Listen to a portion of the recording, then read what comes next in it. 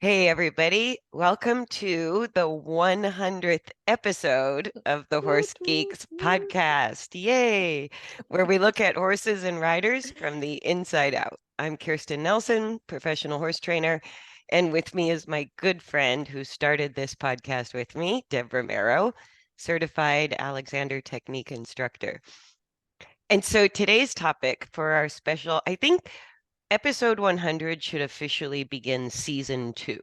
Also, Oh, I love it. whenever I We're post, epic. yeah, whenever I post podcasts, they're like season 1. See, I go, I have no idea. So we'll say 100 also starts season 2. Cool. And so our topic today was basically, what did I write down? How did we get here?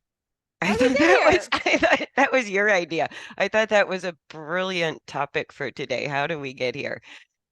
And I start every workshop with that question. Like, how did I get to this place right now in my life?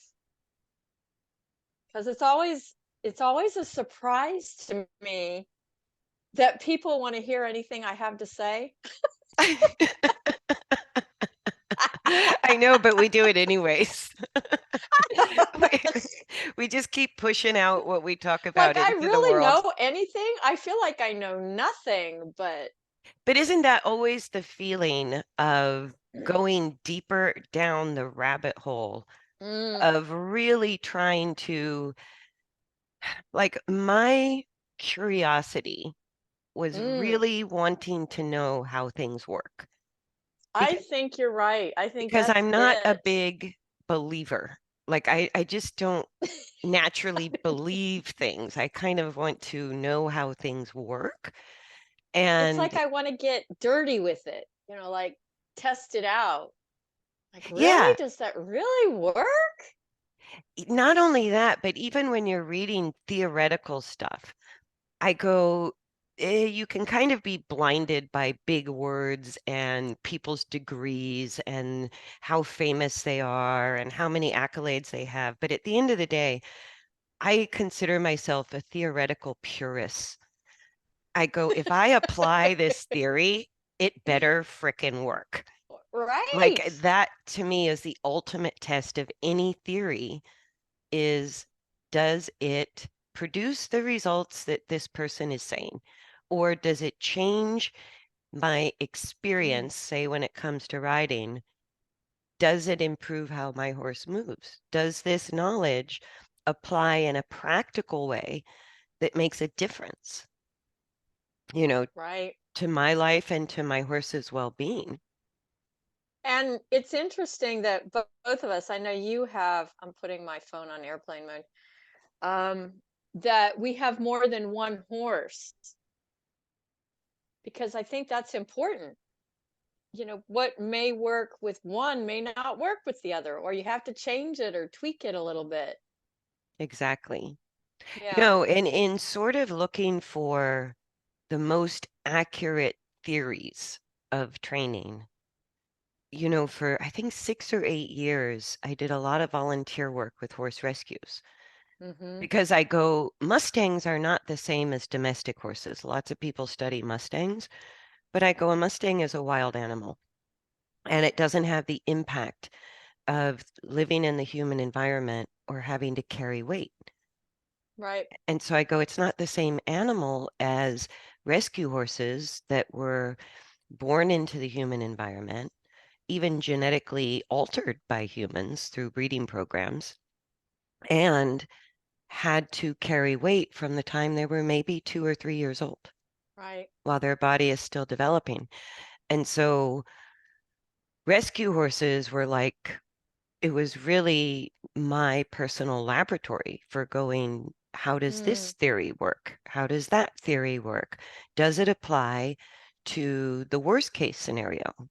Because if it applies to a horse that's in this condition, then certainly it would work for a horse that isn't as challenged, either physically or behaviorally or emotionally, whatever. And so that was really interesting to me to keep testing theories on the horses that had become the throwaways. the ones that And didn't work out. that's interesting because that's actually sort of how we met. And I'm thinking it's been over 15 years ago. Ooh, yikes. Has it been that long? And we still look fabulous, by the way. I know, right? No, Yeah. no, no, I didn't have the, but that's okay.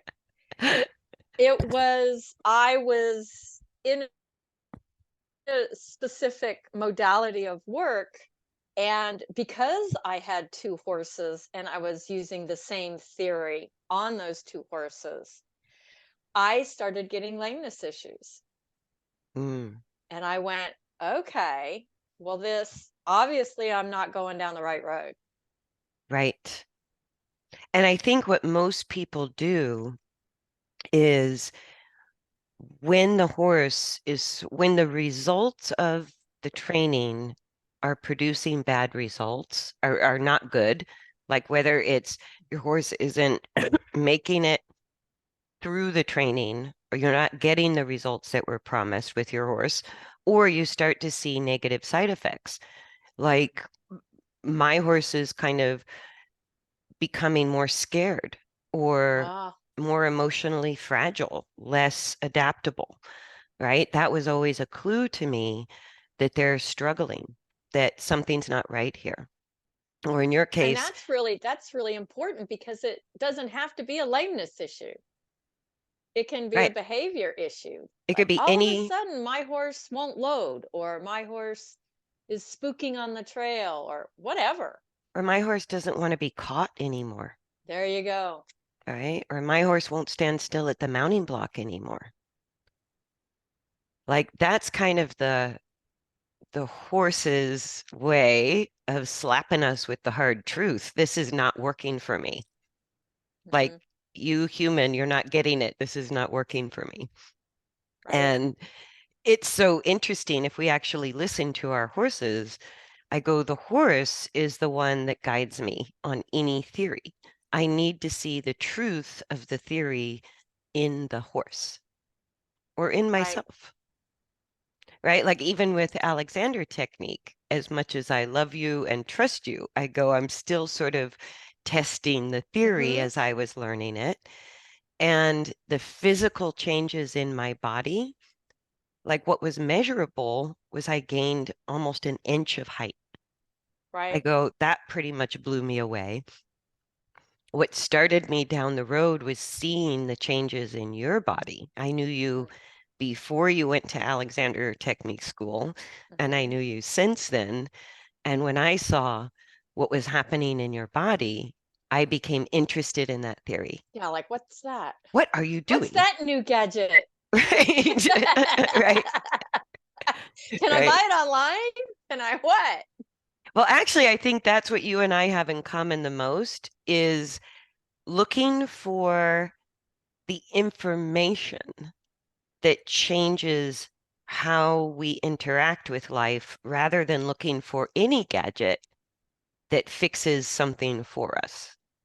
Oh, that is so cool that you brought that up because I was riding yesterday and I was thinking about our podcast today and I was thinking, what makes us different other than we're on a tiny island by ourselves sometimes? I We feel that way. But and then I thought the we think that way.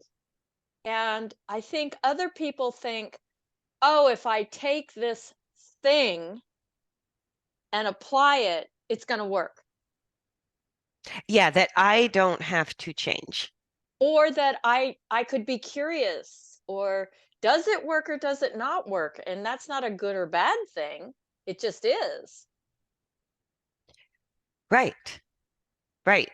And I think ultimately, if we're taking, if we're really trying to grow, whether it is developing the health of our body, increasing our athletic abilities, or doing the same for our horses, where tools or gadgets may be helpful over short periods of time, Mm, ultimately, like I try to compare it to the coordination that we have to learn in as humans in order to ride a bike or swim or drive a car. There's no gadget on the planet that will ultimately train your nervous system enough to do it. You have to go through a sort of period of trial and error and making mistakes and figuring it out until that specific coordination is discovered, right? Is discovered by the individual. And I And think that's what you and I have in common the most. But Mhm. the big threshold is people have to be willing to change to do Or it. to accept all the things that we kind of fall into, which is failure, Fear of making mistakes fear of is making huge, mistakes, or fear of hurting my horse. That's a big one. right? Right? Right. So all of that fear that we can enable, we kind of just fly right through that. Like, Well, I yeah, whatever. I'm going there. it's even true with horses, but it's true for us. I just think we see it like if you've ever seen a scared horse, Hmm. right? There's this interesting phenomenon, and I know there's a name for it with prey animals, where they do this quick flip between fear and curiosity, but they can't feel both at the same time. And Hmm. so, like, you'll see a horse that reacts to, oh my God, one time we dressed up, we had a full Barney costume for a human and decided to walk around the horse pasture with the Barney costume on, right? So here's this big purple dinosaur walking around a herd of Arabians, 30 Arabians, right? And didn't try to chase the horses or anything, just walked through the field with the Barney costume on. And exactly what I'm talking about is all the horses, first of all, became one unit. They all gathered up, right? And as one unit, 30 horses sort of snorted, turned, and ran, and then came back and approached curiosity, right? And then all of a sudden, the fear takes over and they turn and run. And then the fear dissipates and the curiosity comes up and they come back. And I know Yeah. Temple Grandin talks about this, and there's some term for this fear, curiosity way of discovering that prey animals do especially. But Right. that really played out with the Barney costume and the herd of horses. Obviously, this was a while ago. That's how I'm showing my age again. That's how horses sort of integrate interesting or unknown objects into their world. That's how they desensitize themselves, so to speak, is Right. is this thing between fear and curiosity, where I think with humans, we go into fear and we stay there because we have Hmm. much more complex brains where we can already imagine a bad outcome. And a horse doesn't have a strong imagination. Everything is either in the present or in the past. So they're constantly in that curious state. And I think our complex brains project our fears into the future, and that's almost what gets us stuck Oh, I in totally fear. agree. That's a very interesting concept because most people will come to me and share with me all of the things that are going wrong. Yeah. And it becomes them, and that becomes quite a topic at some of my workshops about, is that really you? Because I know between the two of us the amount of body trauma we've had No kidding. with horses. I know. But we don't spend time in that. It's more like, "Oh, yeah, I I fell off. hear I'm okay. Let's go. you. I felt." And let's move on. But No, I'm in not full saying that that disclosure, fear Deb, doesn't come up. the shirt that your kids gave you that I love, it says it It just ain't isn't funny until funny. somebody gets hurt. because I laugh when people fall off. It's I, really bad. it's Sorry, really people. bad. I know it's not a hell. I don't think I do it as much now as I did in my younger years, It's but not the most yeah. socially acceptable response, No, I don't I but don't I think I'm think on that list of socially acceptable people. what you're talking about, that's why we're here. That's why we're here. That's why That's we have, how we did this. That's why that's, this works. yes, that's why we have to meet weekly in our little herd of two. So, what you're describing, I want to take note of because it also comes up a lot when I meet with clients. The first thing I get is a laundry list of everything their horse is doing wrong. And what I came to understand is a human like who's dominant in the sympathetic nervous system. That's our instinct, right? Our sympathetic nervous system feeds the oldest part of our brain, and our parasympathetic nervous system is more directly wired to the higher functioning or the cognitive part of our brain, Mm. the executive part, the frontal cortex. So, whatever nervous system is sort of dominant in the moment, whether it's the fight flight nervous system, sympathetic, or the rest and digest, parasympathetic, it literally accesses different parts of our brain and changes everything in our body systemically. Everything's affected by those nervous systems. And what I realized is when I hear that laundry list of things coming out of people's mouths about this is wrong, that's wrong, this is wrong, I became a lot more compassionate because the first thing I realized is this person is dominant in the fight flight nervous system because one of our survival instincts as humans is to notice every little thing that is wrong in our environment as a survival mechanism.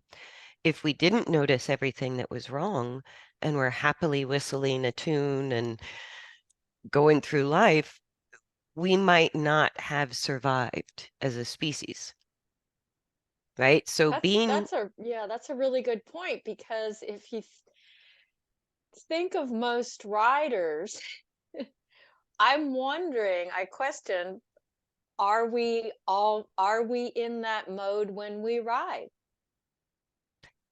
oh, hell no. That's, that's, why do you think I have a whole vein of the training that I do called the learning frame of mind? Right, but I'm saying I think most people come to the situation in a sympathetic mode where we're in more of a parasympathetic mode Well, that's just it, when because a fearful horse is we're going to working with trigger. horses. Yeah, A fearful horse is going to exactly. trigger the fear of a human. And horses are 1,000-pound prey animals, right? We have a word for it. It's called horsepower. That's Yeah. serious, right? Horsepower.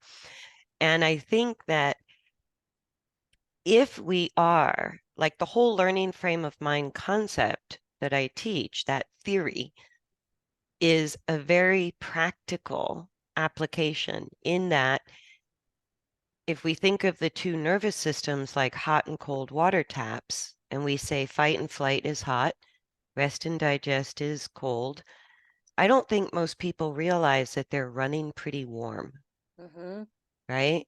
And the way it comes out of the human mouth, I've discovered after, oh my God, 25 years of teaching and working professionally, that the way it comes out of people's mouths is number one, the laundry list of everything that's wrong.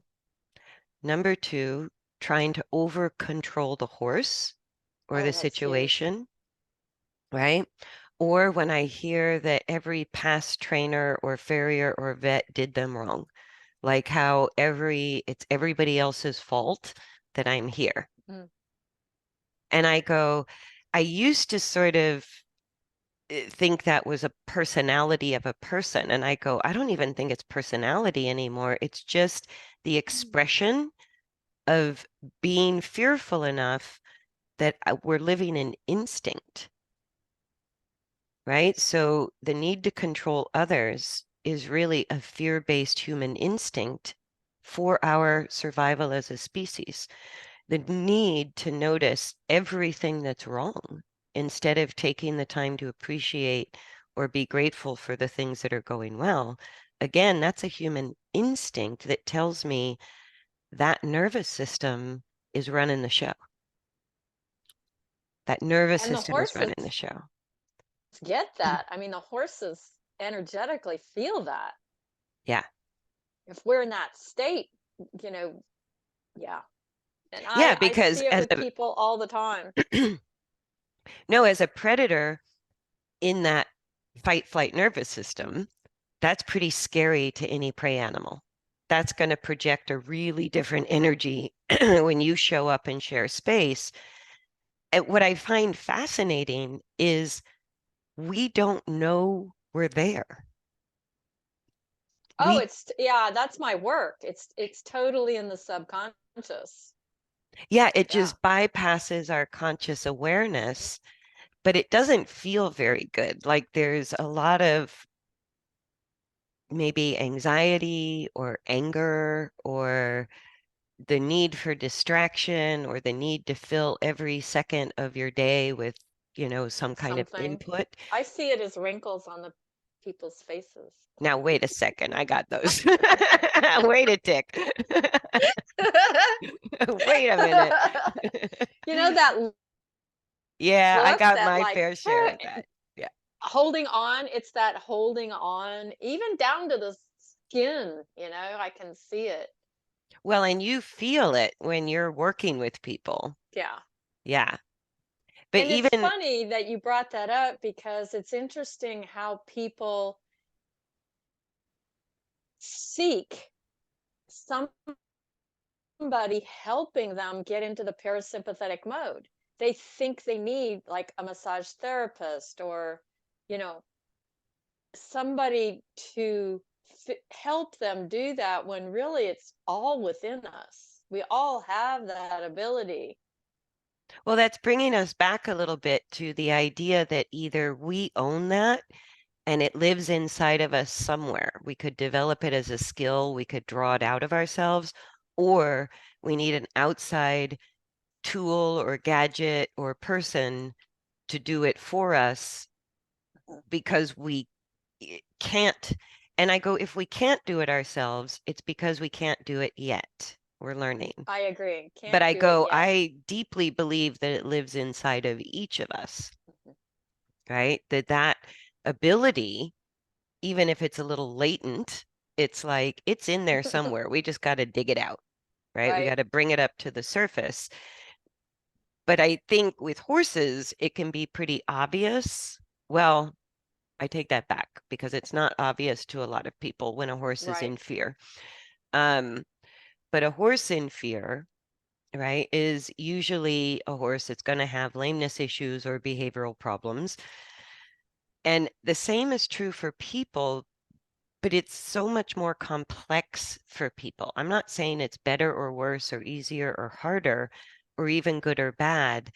It's just human brains are way more complex than equine brains. I go, it's Right. just a simpler deal when it comes to an animal than it is for a human. And I think that's part of how I got here. I was like, I kept coming back to all of these traditional training methods I was learning, and I was bouncing around looking for the best theory between Mhm. hunter and jumper and eventing and racing and Western cow working and Western ranch working and just trail riding and then endurance riding. And I was bouncing all over the place, right? And dressage I'll throw in there. And looking for who has the best theory, what really works across the Mm, board, right? And I realized that all of those different, that's kind of how we think of horse training is in these categories of competition or categories of that's what we true. We do. do. Mhm. And I go, what we called natural horsemanship or vaquero style riding was the first foray out of that category of riding into just learning about horses. But even that, it was still mostly focused on the psychology. It was focused on working with your Mhm. horse's thoughts and Behaviors. behavior. Hmm. And what was missing from that for me and you, that's actually where we intersected, That's was where we, yep. exactly there. Yeah. Going, there's more to it than psychology. There's a whole physical reality of that body that has to do the job of carrying a rider. Right.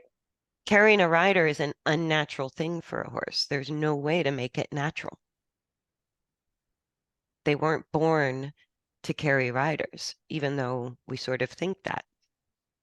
So that intersection of psychology and physical function, habits of movement or balance, physical balance, and I went, oh, there's sort of balance in the mind and balance in the body, and you can't really separate the two.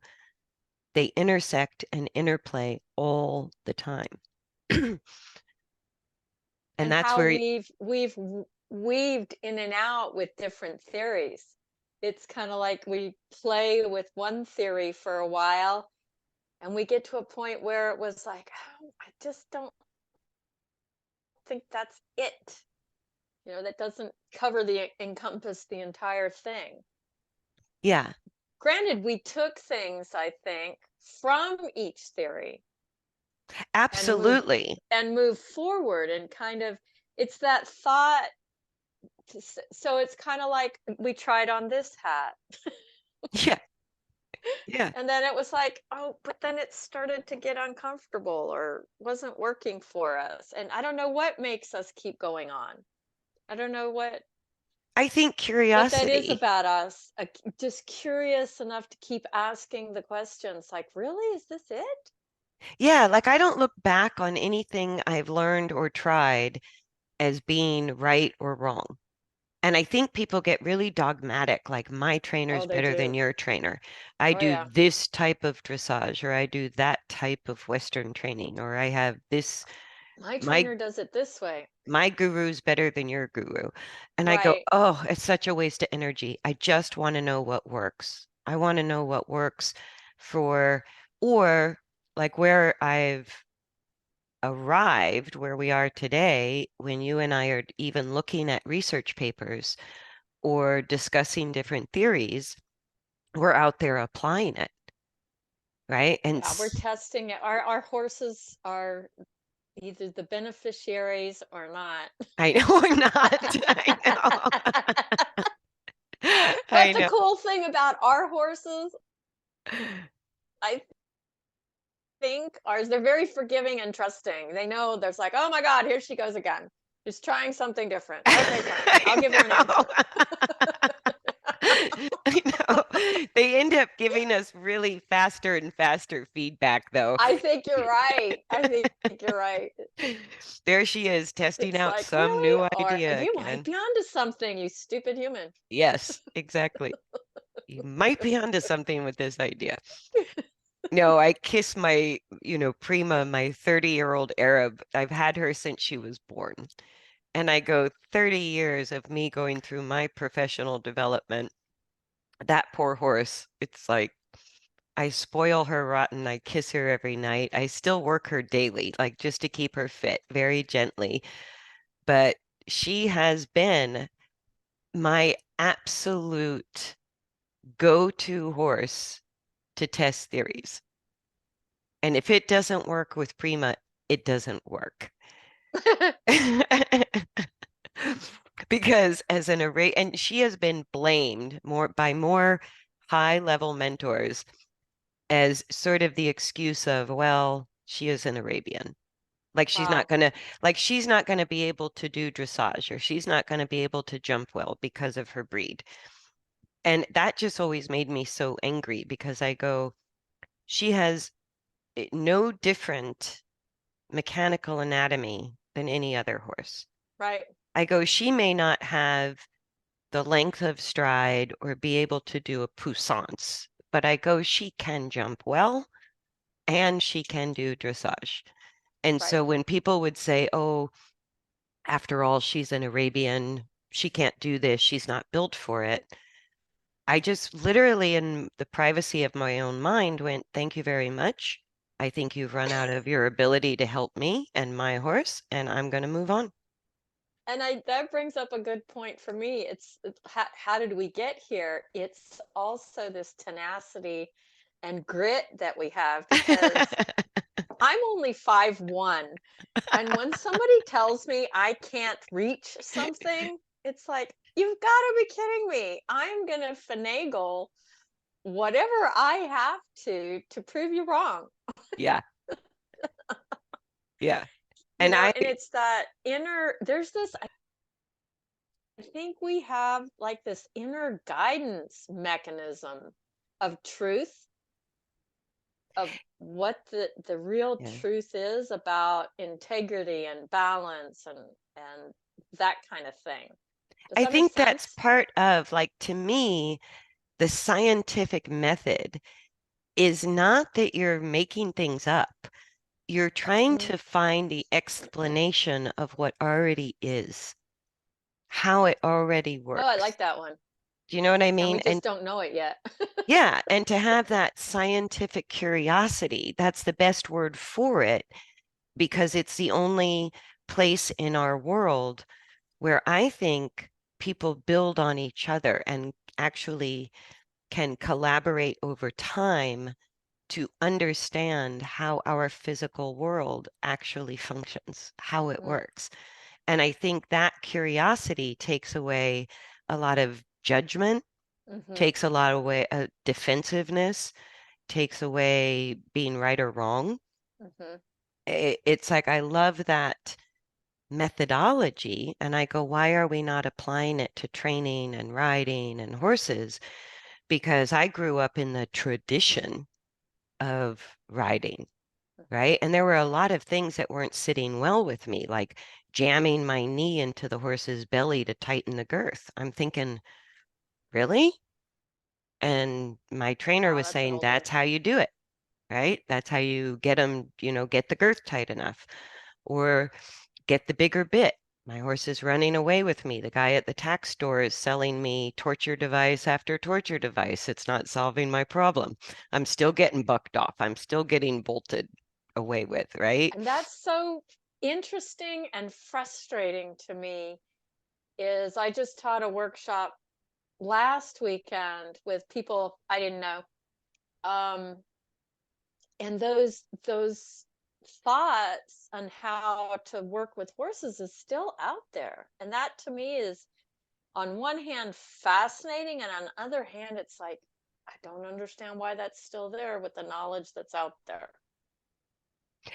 It's still there. I think Yeah. because I think because that I don't know. I take it all back. I have no clue why that is.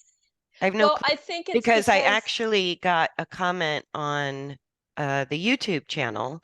The first podcast I did with Stephanie Carter, who you know, she's mhm, a functional therapeutic F, nutritionist, yeah, equine nutritionist. FT&P, Mhm. right? And somebody made a kind of off-color comment that anything Stephanie has to say would be useless because she's not an equine nutritionist, she's a human nutritionist.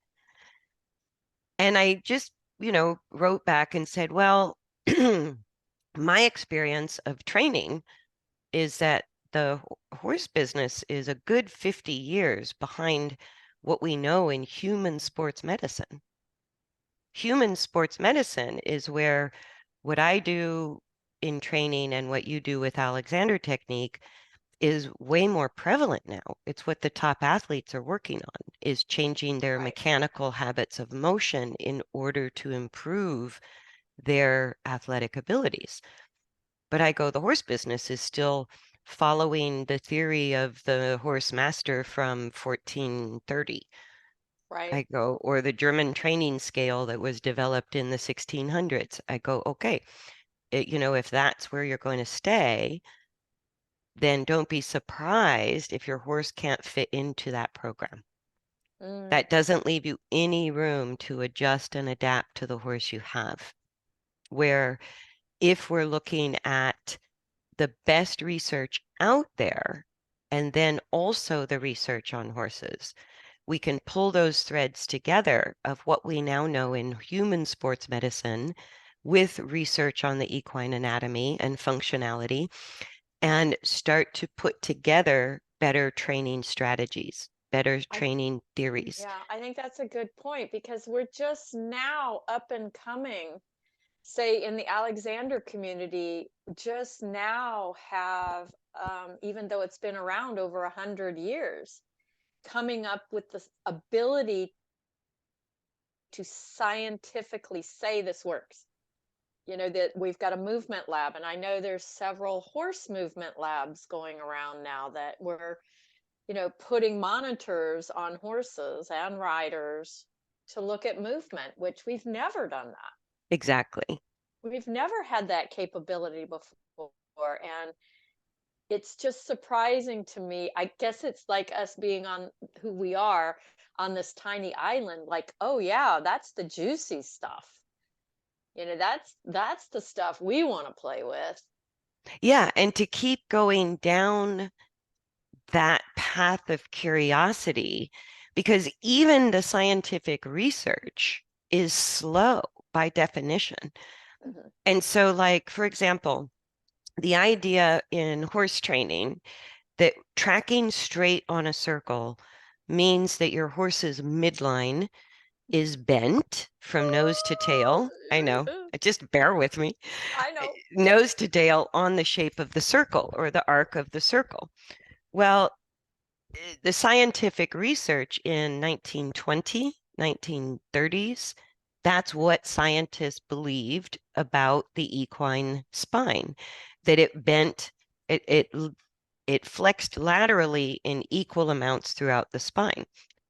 Then in 1999, we had more research done where we started to understand for the very first time the function of rotation in the horse's spine and how that works in conjunction with lateral bending and how really only the area of the horse's spine between T9 and T16 have the greatest range of motion for the greatest capacity or degrees of flexion for both lateral bending and rotation.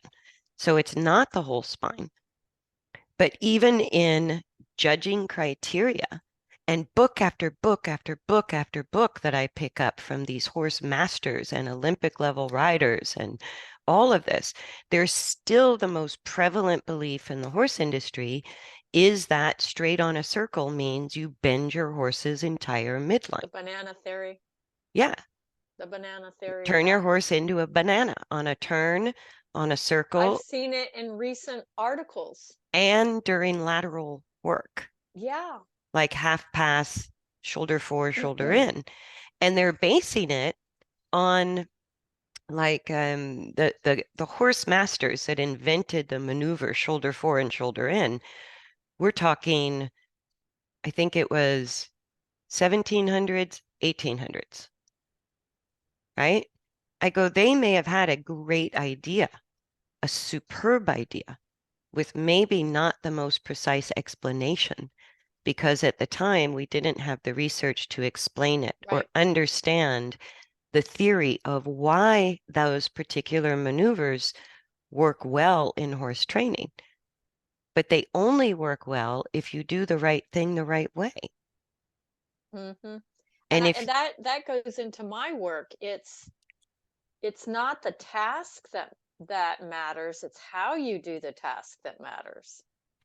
yes, Yeah, and people confuse that all the yeah, time, absolutely, especially with because, their horses in competition. Or it's kind of like, I think you were on an airplane once with some athletes, and athletes don't just train in their field, they're cross training. They're looking for peak performance in their bodies so they can better what they do when they compete, not oh yeah, practice what they compete. oh yeah, they had these new like fancy smartwatches that were actually measuring vertical force when they were I running. love it. So they could so they could retrain their movement to reduce vertical force to increase their forward efficiency. In And that's other words, increase their time while they're running. And And that's like the comparison of using human knowledge because they're way more into it than they are with the horses and yes, applying it to the horses. absolutely. Absolutely. And I go, good research, no matter where the theory comes from. And this is how I test theory. I go, sometimes I'm actually looking at physics that people think have nothing to do with horses. I mean, of course, it has to do with horse movement because Right. you've got laws of motion, but even more advanced physics, right? So more advanced physics in the quantum world, I was sort of just learning about the research on something called the Higgs field. The theory was written in by a Scottish professor back in 1963, but that theory wasn't proven.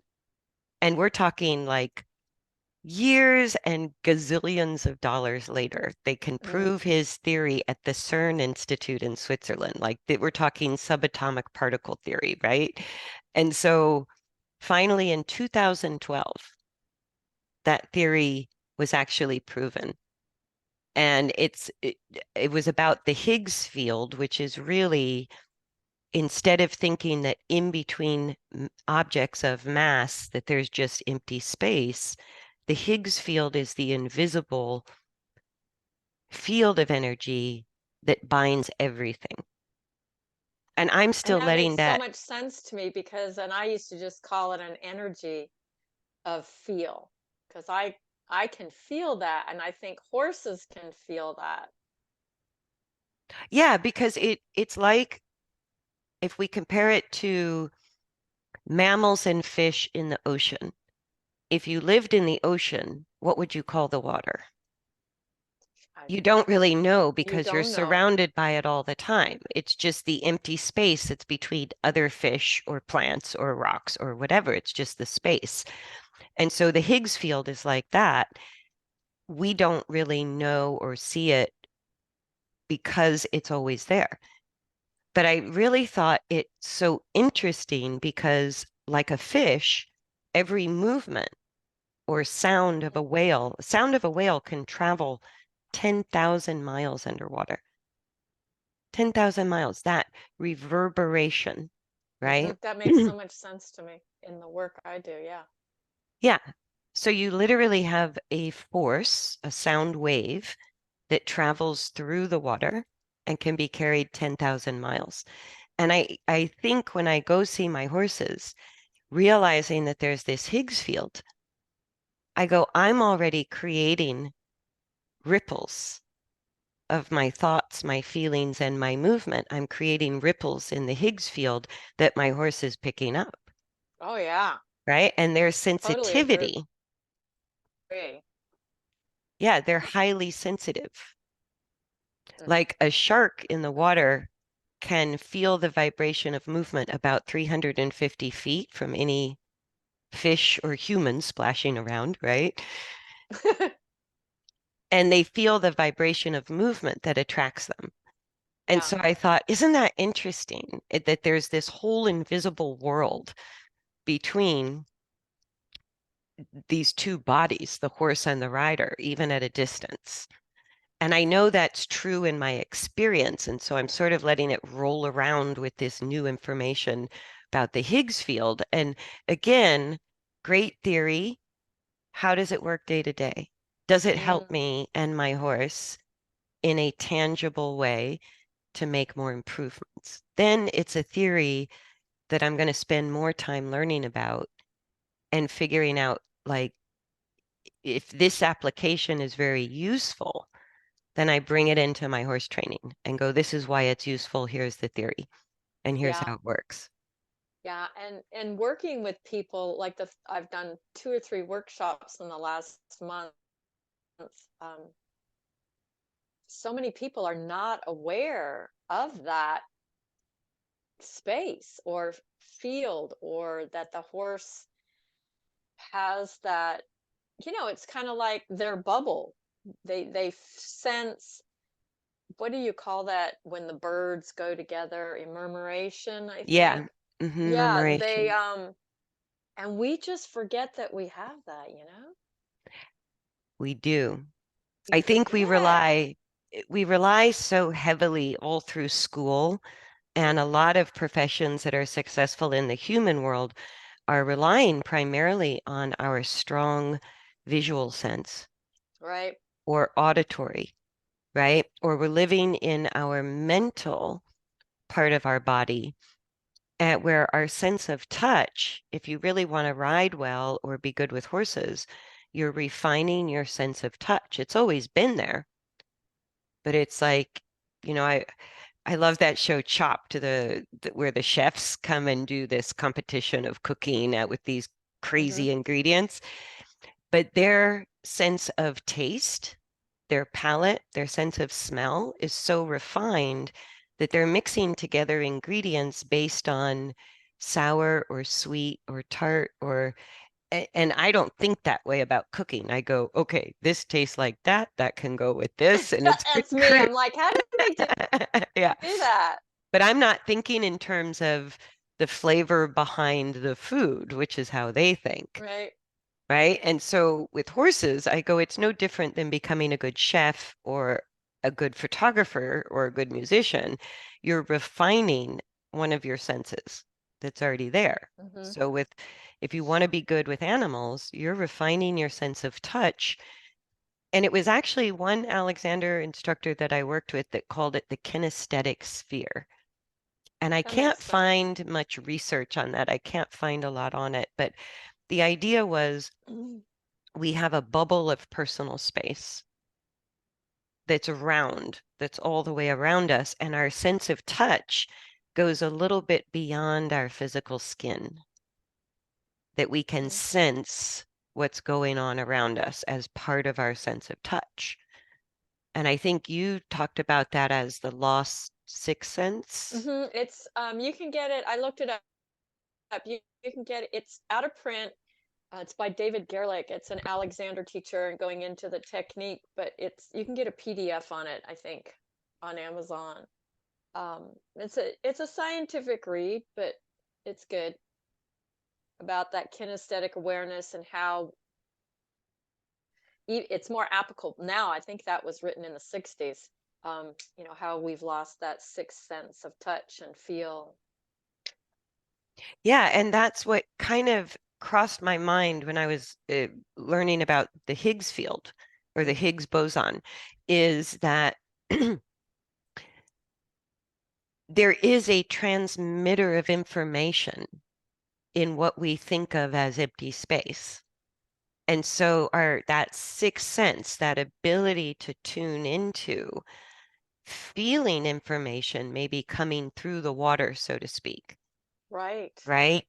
So either a sound wave or a physical ripple in the pond, we can receive that information through this field and we can send out. So this transmission of information that I used to think was way in the woo-woo category, like, Right. yeah, like, okay, I'm not getting purple saddle, right? It's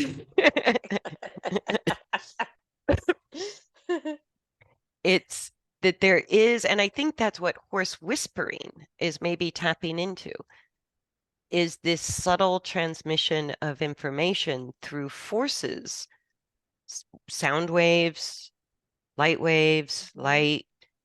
light particles, and I don't ripples. know why this is the ripple effect is coming up in my head. It's like the fishies and everything in the ocean know when a tidal wave or whatever's coming, because it's being transmitted.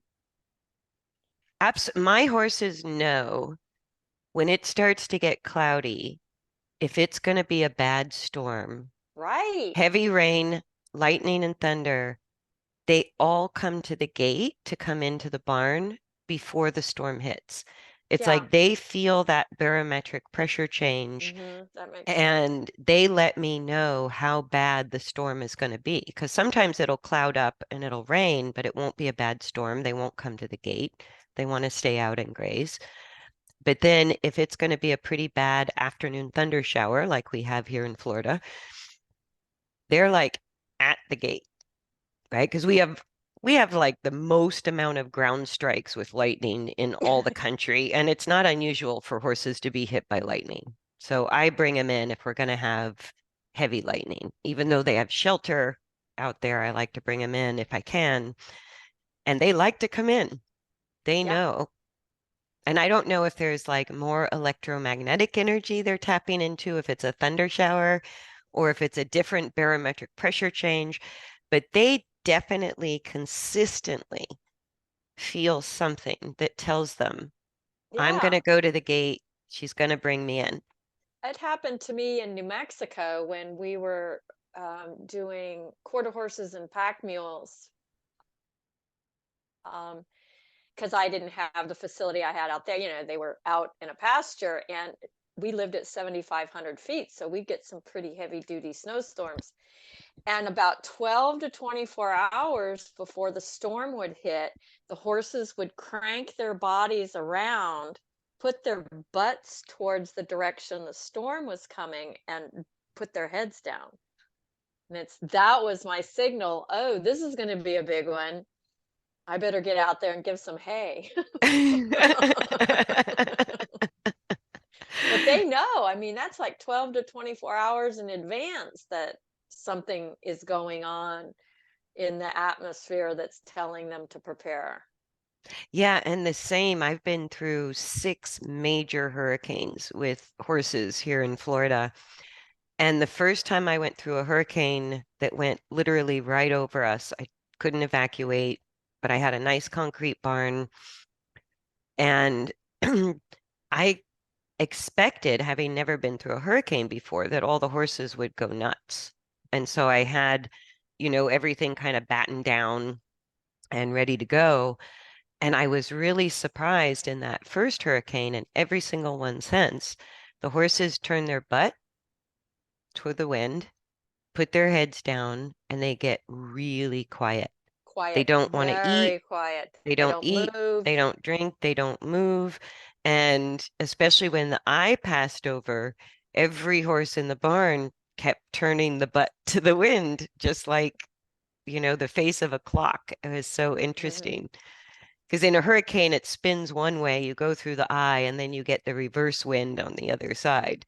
And they all reverse positions. Put the butt to the wind, put the head down, and they get incredibly quiet. Quiet, like they're in Probably, and I want digest to mode. say several hours before Hmm. the real heavy rains and winds pick up, they get quiet while we're still sort of finishing up Going the through. hurricane prep and getting ready. Right, Yeah. right. So anything else you want to add about how we got here? Thanks for going on this journey with me for so long. Oh, and you too, my friend. Like this really This started has because we been don't get to see each other much anymore. That's And how the podcast started. Yeah. yes, that's really how we I got used to here. fly down there every month to teach, and then COVID hit, and you used to fly up here every month and teach, and Yep. all And that then went with away. COVID, everything shut down. So now we And still get to see each other. now we get to see each other. And thank thanks to all the new subscribers and the podcast download, the podcast has picked up some momentum. I never expected a lot out of this This is podcast. just going to be saying hi and having a conversation like we used to do. Yeah, and what we talk about, I think I would love to see it just sort of filter out into the horse world. That there's more curiosity and less blame. Blame for the rider, blame for the horse, blaming bad theory on people and horses. I go, it's not Hmm. the horse's fault, and it's not the genuine seeker of information, the student. It's not their fault. It's Right. people working with the wrong theory isn't going to work. Like we need to take a second look at how we're doing it as we have updated research and We better need to ideas. evolve as a group. The Yeah, horse and industry needs to evolve and be open to all this new stuff that's out there. when I was seeking a degree to give myself credentials, I go, there is no degree. There is no horse training degree, and equine science basically is just teaching you how to run an equine business and That's a compete. good point. I go, it's not really what I was interested in learning, which is how does the body really work? How do you bring the best out of that For any individual discipline, it doesn't for matter. any discipline? Absolutely. It's like the Alexander technique for people. It makes you do whatever you do even better. Yeah. No, and I think Matthias Alexander, who started that in the late 1800s for Yeah. himself. I mean, this is literally over 100-year-old Mm-hmm. method that a lot of people have not heard about. And it's more well known with actors and musicians, but so useful for pain issues with older people or riders who want to Mm-hmm. ride better. I go, the Alexander technique is fascinating and it's been around 100 years. And I go, maybe in 100 years, somebody will pick up this podcast and go, hey, Hey, these what the girls are not heck? as dumb as they look, huh? What the heck? Crazy horse women. Crazy women. Yeah. So I do hope that I hope you guys like and share and benefit from the podcast. It's just putting some different ideas out there in the horse world that Deb and I have, I gotta say, thoroughly tested and I'm, really, really put to the test. And we like to put out there what works, no Mhm. matter where the theory came from. Yep. Not willing to stay in the box. No. I know. Anything you want to add? Nope. It's Nope. good. Okay, let's wrap All it up right. for this 100th episode. Thank you for Yeah. joining us. Like, subscribe, share if you like what we're saying and you think that the horse world could benefit, then pass it around. We look forward to seeing you on the next episode of the Horse Geeks podcast. Thanks, Thanks, everyone. everybody. Bye. Bye.